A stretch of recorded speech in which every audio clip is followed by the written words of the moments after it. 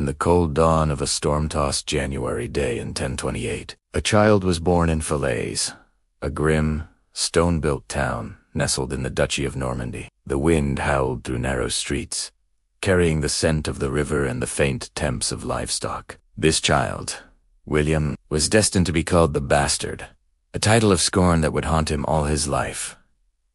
But one he would wield as both a sword and a shield. He was the illegitimate son of Robert I, Duke of Normandy, a man of fierce ambition and unpredictable temper, and her Leva, the daughter of a tanner, whose humble origins were whispered about in every hall and courtyard of Normandy. Even before he could walk, William's life was defined by the precarious dance between power, birthright, and perception. The early years of William's childhood were turbulent. Normandy itself was a patchwork of loyalties, divided between feudal lords, rival barons, and distant kings. Each lord's allegiance was fluid, and every stronghold could become a battlefield at a moment's notice. Within this realm of uncertainty, the young William learned lessons no ordinary child would lessons, of cunning, resilience, and survival. He was small in stature but vast in presence, absorbing every whisper, every insult, every warning. He understood early that legitimacy was currency in this world,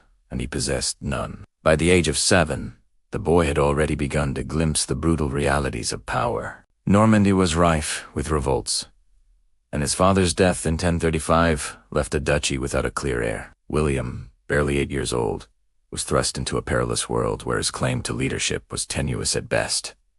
Lords eyed him with suspicion. Some saw a child to manipulate, others a threat to extinguish. It was said that William would ride alone among armed knights, unflinching, assessing their loyalty as if he were born with the instincts of a general. This was a boy who learned quickly.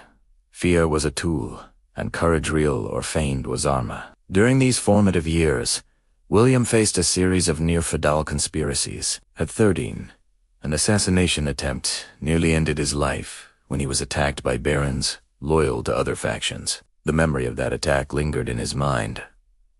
The sound of swords striking stone, the bitter, metallic taste of fear, and the cold realization that survival depended on more than just brute strength. He emerged, scarred but unbroken, with a steely resolve that would define his reign. Each betrayal hardened him. Each political misstep by his enemies was a lesson in vigilance. By the time he reached adolescence, he had already acquired the reputation of a boy who would not yield, not to insults, not to threats, not to death itself. Education in William's household was as rigorous as the politics that surrounded him. Tutors taught him Latin, the language of law and scholarship. He studied history and warfare, strategy and theology. He trained in the arts of combat with the same intensity, wielding sword and shield with the precision of a master before he had even reached manhood. His mother, her Leva, though of humble birth, was shrewd and fiercely protective. She navigated the treacherous courts and feudal alliances with the wisdom of one who understood the fragility of power, passing her lessons on to William with subtlety and care. "The world does not owe you respect," she would say, "but you can command it." Her words, soft yet firm, became his mantra. By the early 1040s, William had begun consolidating his power across Normandy. Each county, each fief, each rebellious baron was brought under his influence. Through a combination of diplomacy, intimidation, and occasionally outright violence, he understood the intricate dance of feudal loyalty.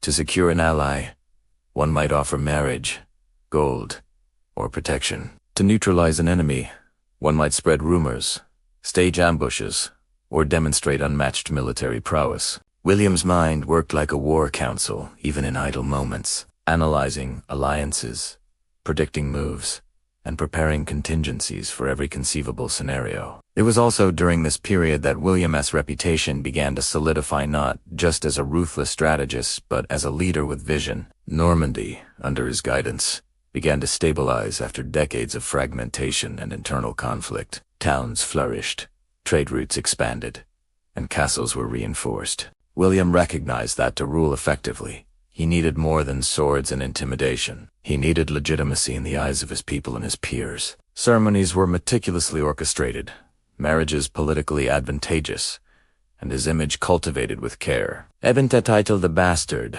once a weapon of insult, was repurposed in whispered "ah."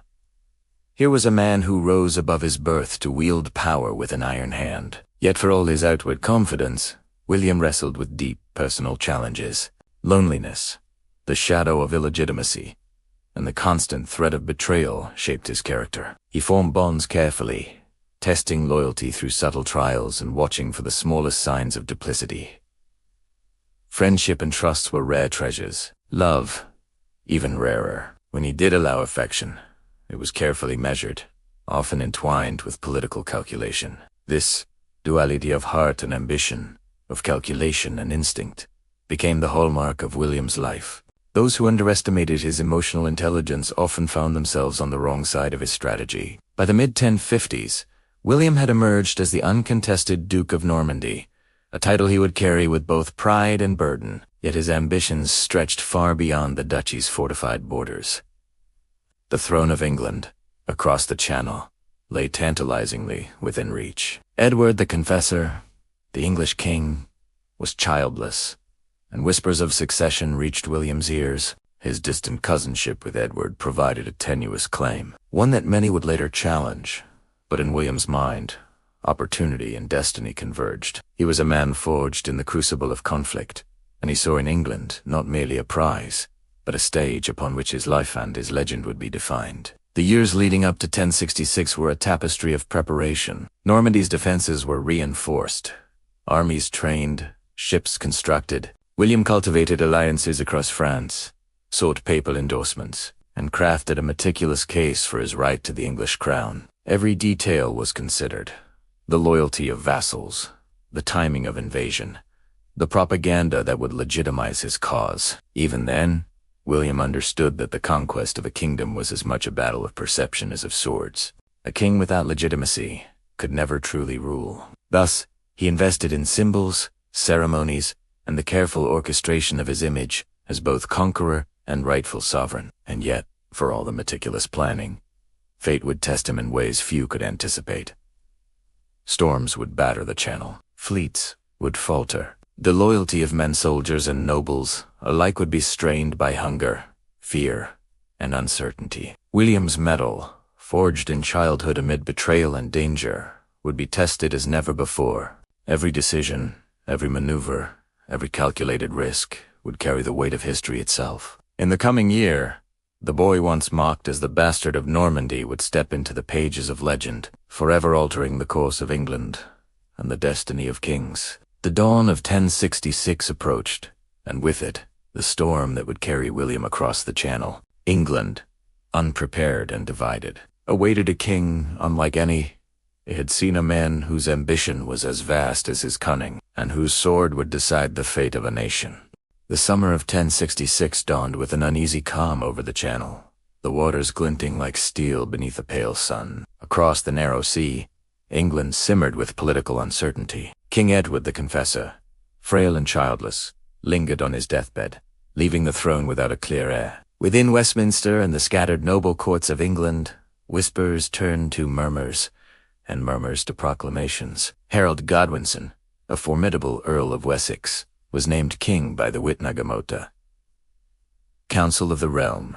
But across the Channel in Normandy, William, Duke of Normandy, regarded this succession with a measured fury. He had been promised England. Edward, during years of exile in Normandy, had sworn that William was the rightful heir. Letters, envoys, and oaths existed, yet the English nobles had ignored them, crowning Harold instead. To William, this was not merely an affront, it was a declaration of war. Preparation began immediately. Normandy's port buzzed with activity. Timber was sawn, sails mended, oars polished. Soldiers from across the duchy, Norman knights, infantry, and mercenaries marched with grim determination. Banners bearing the Golden Cross and the fleur-de-lis fluttered in the wind. William moved among them with the quiet authority of a seasoned general. He inspected armor, tested horses, and listened to the counsel of his commanders. He had never allowed anxiety to betray itself on his face. Behind him, ships were loaded with provisions, weapons, and the silent promise of destiny. Yet the crossing itself was fraught with danger. The English Channel is fickle, its tides and winds capricious, and any miscalculation could doom an entire fleet. William consulted his navigators, watched the skies, and timed the departure with the precision of a master strategist. Even in these logistical details, he understood that leadership demanded more than courage, it demanded foresight, patience, and an unwavering grip on the hearts of those who followed him. Many men murmured their fears of storms, of treachery, of the unknown. William did not dismiss them. He harnessed them. He knew fear could sharpen resolve when guided properly. "Fortune favors the bold," he reminded his captains, not as a mantra but as a law of survival. By late September, the invasion fleet lay anchored, a formidable armada of over 700 ships. Every man aboard carried the weight of history, the scent of Normandy in his nostrils, and the taste of salt on his lips. William, atop a high mound near the harbor, surveyed the sea with steady eyes. In that moment, the Duke was no longer a man of Normandy. He was the embodiment of a claim, a destiny, and a king in waiting. The ships would carry not just men and arms, but an ambition that could change the map of Europe. He prayed, silently and fervently, invoking saints and ancestors alike. In the hearts of the soldiers, murmurs of both fear and excitement swirled. In William, a storm of calculation and courage coalesced. The crossing was arduous. Storms struck with sudden ferocity, tossing ships like toys upon the waves. Some vessels were damaged, some men lost to the cold, relentless waters. Yet William, ever vigilant, maintained discipline. He traveled among the ships, checking the readiness of men, reinforcing their morale. Rumors of mutiny and fear were quelled not through threats alone, but by the force of his presence, his authority, and the aura of inevitability that clung to him. Each night, the men slept uneasy, but William's mind never rested. He calculated tides, winds, and enemy positions, preparing for the moment when the fleet would touch English soil and history would pivot on the edge of a sword. Finally, in late September, William's army landed at Pevensey on the southern coast of England. The beach was soft, wet with the tide, and littered with driftwood and shells. Behind him, the ships rocked and strained. Ahead, the English countryside stretched, tranquil and unaware of the violence that was about to descend. William disembarked with solemn dignity, his armor glinting, his banners fluttering. He did not merely set foot on foreign soil, he planted the seeds of conquest. Knights, infantry, and archers followed in disciplined formations. In that moment, the air itself seemed to shift, heavy with anticipation. William's eyes swept the horizon, noting the rivers, hills, and forests that would serve as both obstacles and avenues of strategy. Harold Godwinson, meanwhile, had marched north to meet a different threat. The Norwegians under King Harald Hardrada. England, already fragmented and stretched thin, had divided its forces. William seized upon this advantage. He moved cautiously, but with purpose, establishing fortifications, sending scouts to observe enemy movements, and preparing for a battle that would decide not only the crown but the very soul of England. He was patient, every maneuver calculated, every march deliberate, every camp meticulously organized. William knew that haste could ruin even the grandest of plans. Victory demanded discipline, strategy, and timing. October 14th, 1066, arrived with a chill in the autumn air. The fields near Hastings became the stage for one of the most decisive battles in European history. Harold's army, battle-hardened from fighting Hardrada, stood atop Senlac Hill, a formidable shield wall bristling with spears and shields. William surveyed the enemy from a ridge below, his mind a web of tactics, contingencies, and psychology. He understood that breaking the shield wall required not just brute force, but cunning, deception, and the disciplined execution of strategy. Messages were sent, signals prepared, and orders whispered in the ears of captains. The battle began at dawn. Norman archers fired volleys that darkened the sky, while infantry and cavalry advanced in coordinated waves. For hours, the English shield wall held firm, repelling wave after wave. William, mounted upon his white charger, moved along the lines, rallying his men, inspiring courage, and embodying leadership itself.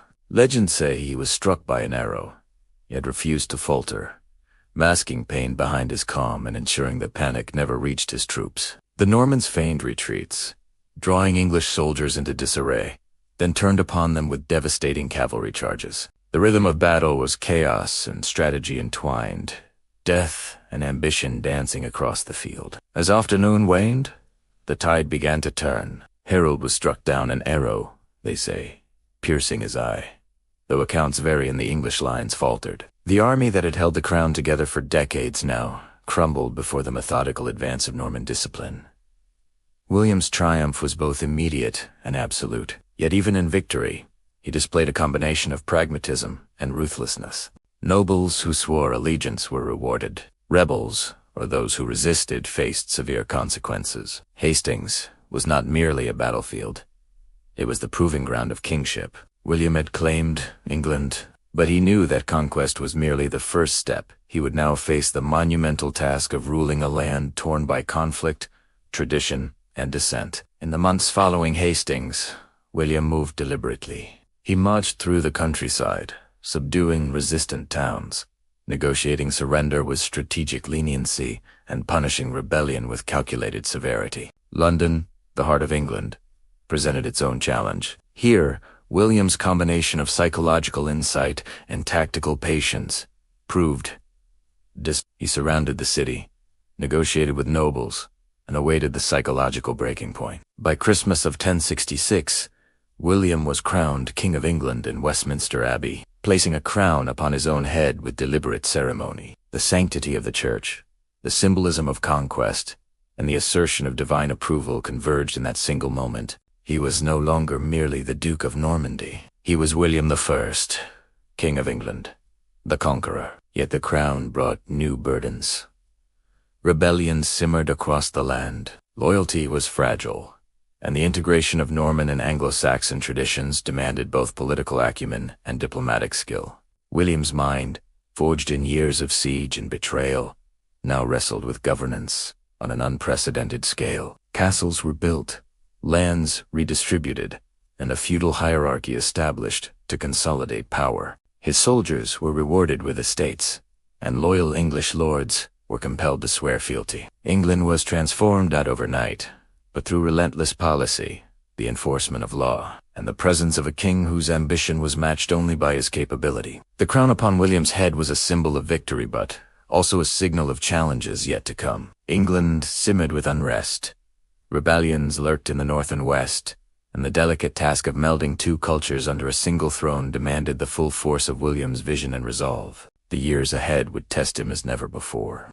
The winter of 1067 descended upon England with a bitter chill, settling over the newly crowned Norman kingdom like a shroud of challenge and uncertainty. William, King of England, found that conquest was only the first step. Ruling was an entirely different ordeal. Across the land, resistance smoldered, particularly in the north, where Anglo-Saxon lords and local earls refused to accept a foreign king. In the south and east, remnants of Harold's loyalists plotted quietly, nursing both anger and ambition. England was fractured, a patchwork of loyalty and rebellion, and William's mind was consumed with the daunting task of bringing order to chaos. From the moment he ascended the throne, William applied the lessons of Normandy with ruthless efficiency. Castles, the steel and stone instruments of control, were erected at strategic points across the countryside. From the White Tower in London to smaller fortresses in the shires, these citadels symbolized Norman authority and served as bases from which he could monitor and suppress rebellion.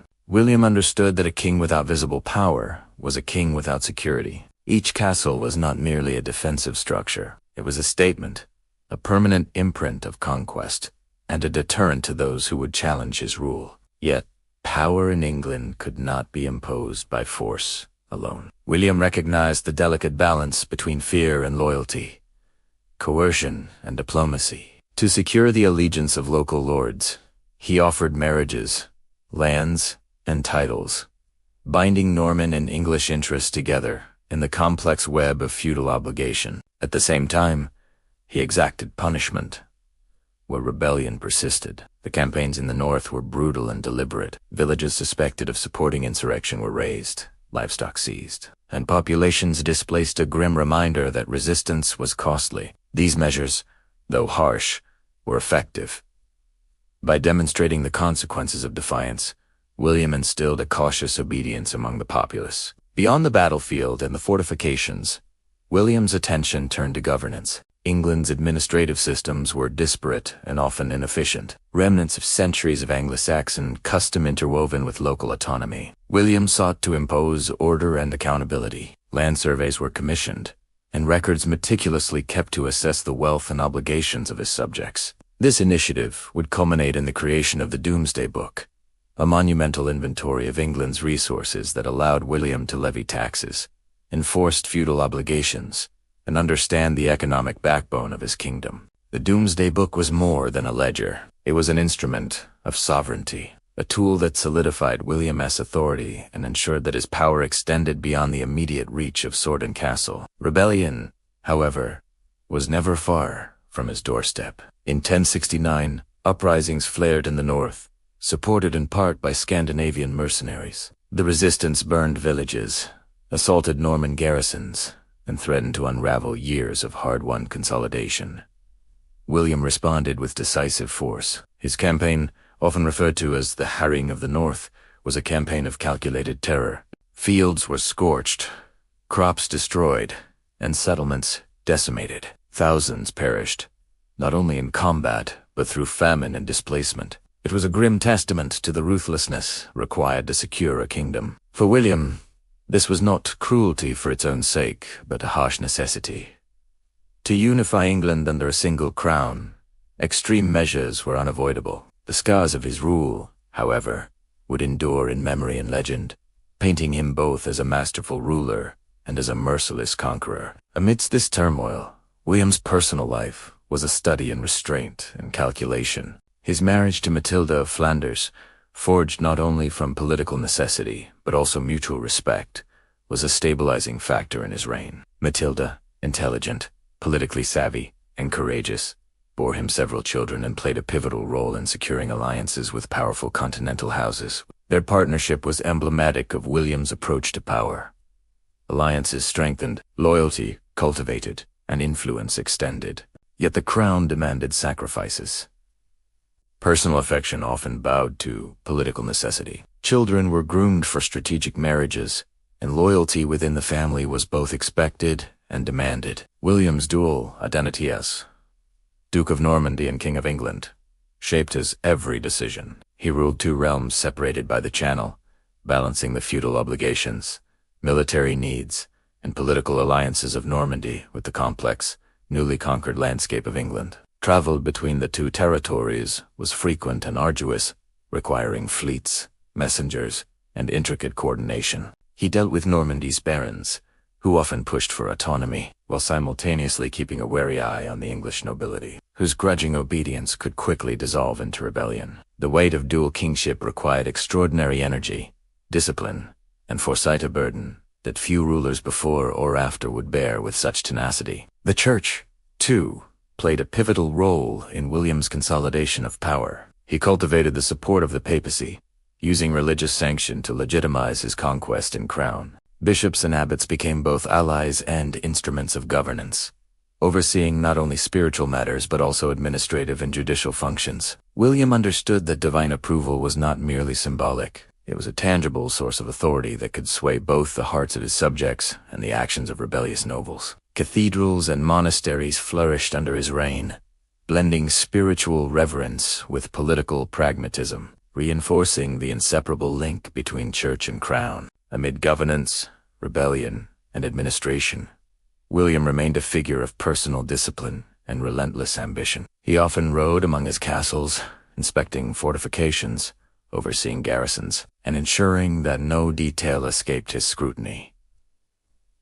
Diplomacy was conducted with precision. Envoys were dispatched to France, the Holy Roman Empire, and Scandinavia, securing alliances, negotiating treaties, and managing the intricate web of European politics. William's mind, forged in the crucible of youth's uncertainty and tempered by battlefield experience, approached every problem with the same strategic clarity. Each action, whether in war or peace, was calculated to strengthen his authority and secure the future of his dynasty. In addition to his external challenges, William faced internal tension within his family. Sons were ambitious, daughters strategically married, and succession was a matter of constant planning. He understood that a stable kingdom required clear lines of inheritance and the careful management of familial ambitions. The lessons of his own youth, where illegitimacy and vulnerability had nearly cost him everything, shaped his approach. He was exacting, sometimes severe, yet always guided by the imperative to preserve the crown and the dynasty. His children were educated in both governance and warfare, trained to understand the precarious balance of power,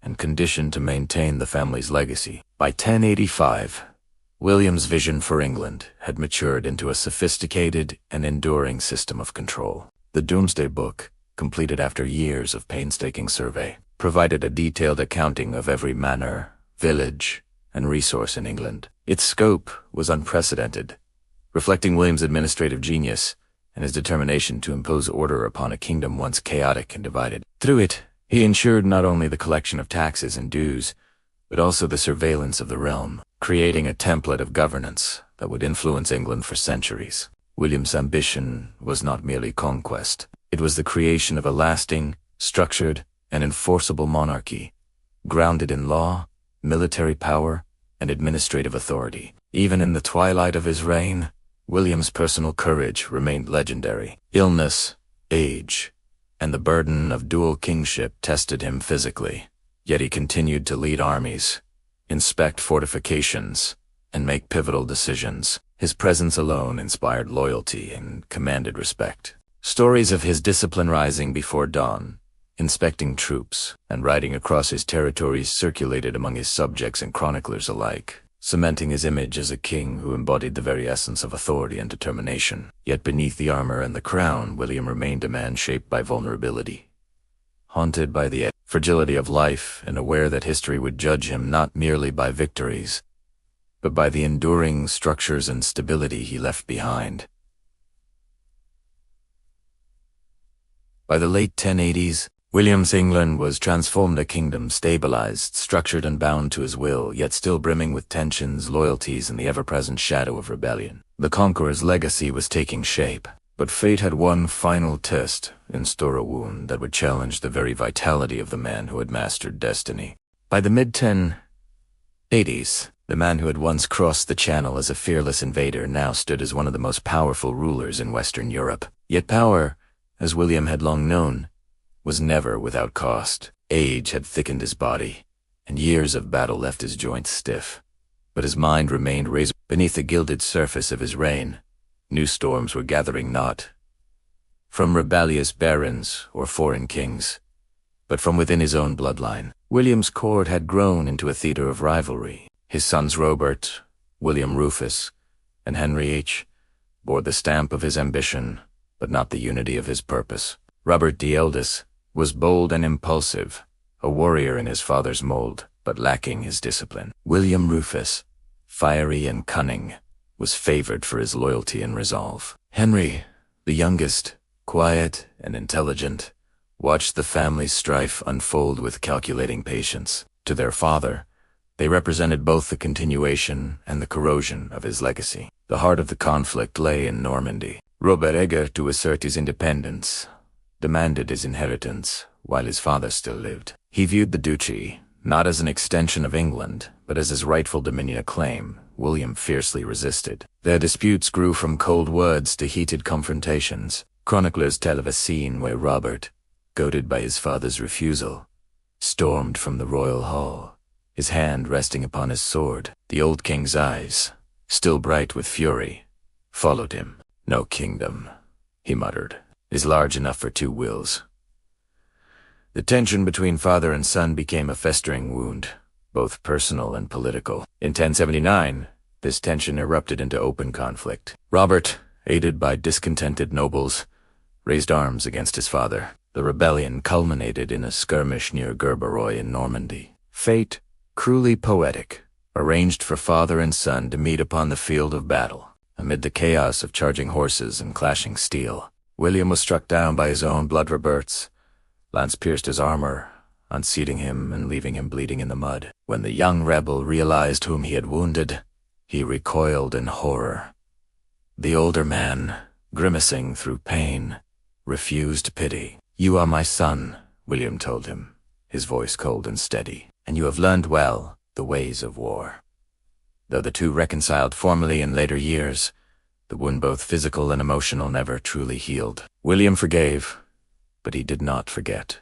He saw in Robert's rebellion a reflection of his own youthful defiance, and perhaps, in his private moments, a reminder that no man, not even a conqueror, could rule time or blood. As age advanced, William's burdens multiplied. Governing England and Normandy required endless travel, communication, and vigilance. The machinery of governance he had built, the feudal system, the castle network. The administrative order was effective, but its maintenance demanded constant oversight. He trusted few and delegated reluctantly. His barons respected him, but they also feared him. His sons obeyed him, but they also envied his power. Every decision was a balance of control and concession. The king who had once commanded armies now found himself waging quieter wars against pride, illness, and the slow erosion of time. England, by now, was transformed under William's rule. The Norman aristocracy had taken firm root. French replaced Old English in the court, and the architecture of the land changed. Stone castles dominated skylines, where once wooden halls had stood. Trade flourished under tighter royal supervision, and law was codified with precision. Yet not all approved of this transformation. To money, Anglo-Saxons, William remained the foreign usurper, the iron hand that had crushed their freedoms. Resistance had faded into memory, but resentment lingered in ballads and whispers. William, ever pragmatic, paid such sentiments little heed. "Let them sing," he would remark, "so long as they obey." Despite his stern exterior, William was not without introspection. Chroniclers speak of him walking alone in the courtyards of his castles, silent and contemplative, his eyes fixed on the horizon.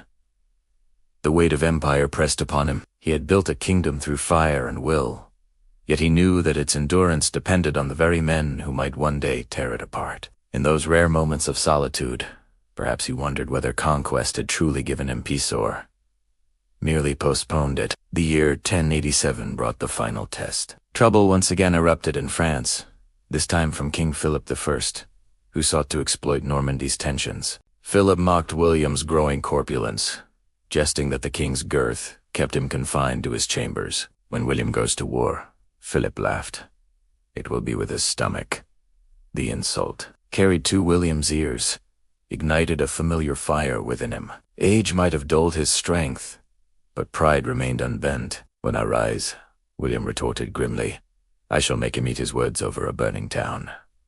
And so, in the searing heat of summer, the aging conqueror mounted his horse and led his army into France once more. Flames consumed the countryside of Vexin. Biaches Feldkrops burned, and Philip's forces retreated. It was a campaign less for territory than for honor, a final assertion of power by a man unwilling to yield to mockery or time. Yet fate, ever patient, waited for its moment. At Mantus, amid smoke and ruin, William's horse stumbled on burning embers, throwing him violently against the pommel of his saddle. The impact crushed his abdomen, and agony tore through his body. Though carried back to Rouen, his condition worsened. The conqueror who had once commanded armies now lay helpless upon a bed, racked by fever and pain. His courtiers gathered in anxious silence.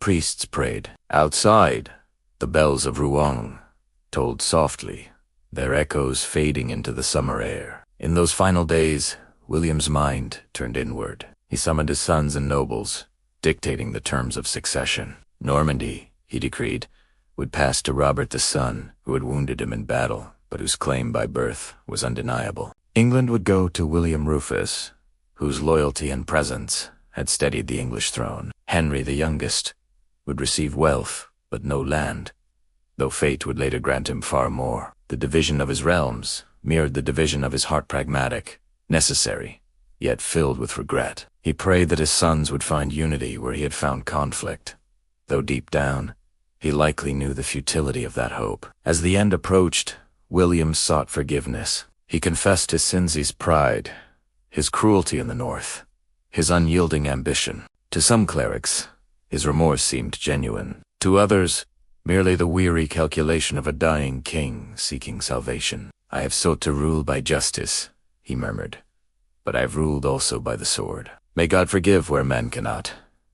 His voice, once commanding and thunderous, grew faint, fading like a candle in wind. On September 9th, 1087, William the Conqueror breathed his last. The room fell silent. His attendants, overcome with grief or fear, scattered. Legend holds that his body, left unattended for hours, began to swell in the summer heat. Ignoble end for a man of such might. When at last they prepared him for burial at Saint-Étienne, in Caen, the ceremony was marred by chaos. The procession was interrupted by fire. Arguments broke out over his resting place, and the monks struggled to fit his body into the stone tomb prepared years earlier. It was a grim, almost symbolic end. The man who had reshaped kingdoms could not even command peace in death. Yet the echoes of William's reign did not fade. News of his passing rippled across Europe. Kings and princes weighed the balance of power. In England and Normandy, his sons prepared to claim their inheritance. The chroniclers, ever poetic, wrote that the great flame of conquest had finally dimmed, but its heat endured in every law, castle, and lineage he had forged. For all his flaws, his ruthlessness, pride, and unbending will, William's impact was undeniable. He had not merely conquered a kingdom, he had remade it in his image. With William's death, a new struggle would ignite his sons.